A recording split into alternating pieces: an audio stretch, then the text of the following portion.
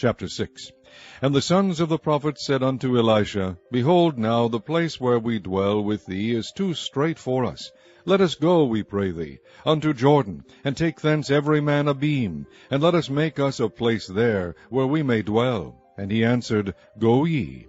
And one said, Be content, I pray thee, and go with thy servants. And he answered, I will go. So he went with them. And when they came to Jordan, they cut down wood. But as one was felling a beam, the axe head fell into the water, and he cried and said, Alas, master, for it was borrowed. And the man of God said, Where fell it? And he shewed him the place. And he cut down a stick, and cast it in thither, and the iron did swim. Therefore said he, Take it up to thee. And he put it on his hand, and took it. Then the king of Syria warred against Israel, and took counsel with his servants, saying, In such and such a place shall be my camp. And the man of God said unto the king of Israel, saying, Beware that thou pass not such a place, for thither the Syrians are come down. And the king of Israel sent to the place which the man of God told him, and warned him of, and saved himself there, not once nor twice. Therefore the heart of the king of Syria was sore troubled for this thing. And he called his servants, and said unto them, Will ye not shew me which of us is for the king of Israel? And one of his servants said, None, my lord, O king. But Elisha the prophet that is in Israel telleth the king of Israel the words that thou speakest in thy bedchamber.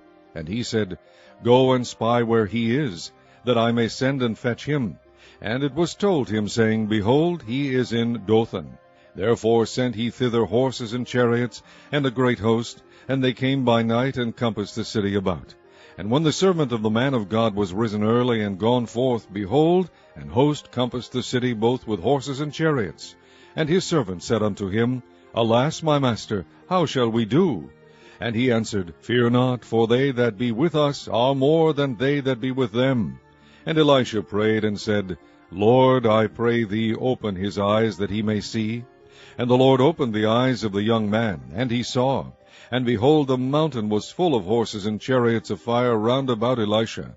And when they came down to him, Elisha prayed unto the Lord, and said, Smite this people, I pray thee, with blindness.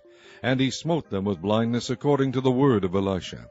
And Elisha said unto them, This is not the way, neither is this the city. Follow me, and I will bring you to the man whom ye seek. But he led them to Samaria. And it came to pass, when they were come into Samaria, that Elisha said, Lord, open the eyes of these men, that they may see. And the Lord opened their eyes, and they saw. And behold, they were in the midst of Samaria. And the king of Israel said unto Elisha, when he saw them, My father, shall I smite them? Shall I smite them? And he answered, Thou shalt not smite them. Wouldest thou smite those whom thou hast taken captive with thy sword and with thy bow? Set bread and water before them, that they may eat and drink, and go to their master.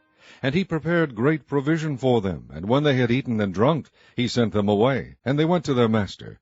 So the bands of Syria came no more into the land of Israel. And it came to pass after this, that Ben-Hadad king of Syria gathered all his host, and went up, and besieged Samaria. And there was a great famine in Samaria, and behold, they besieged it, until an ass's head was sold for 80 pieces of water, and the 4th part of a cab of dove's dung for 5 pieces of silver. And as the king of Israel was passing by upon the wall, there cried a woman unto him, saying, Help, my lord, O king. And he said, If the Lord do not help thee, whence shall I help thee? Out of the barn floor, or out of the winepress? And the king said unto her, What aileth thee? And she answered, This woman said unto me, Give thy son, that we may eat him today, and we will eat my son tomorrow. So we boiled my son, and did eat him. And I said unto her on the next day, Give thy son, that we may eat him. And she hath hid her son. And it came to pass, when the king heard the words of the woman, that he rent his clothes, and he passed by upon the wall.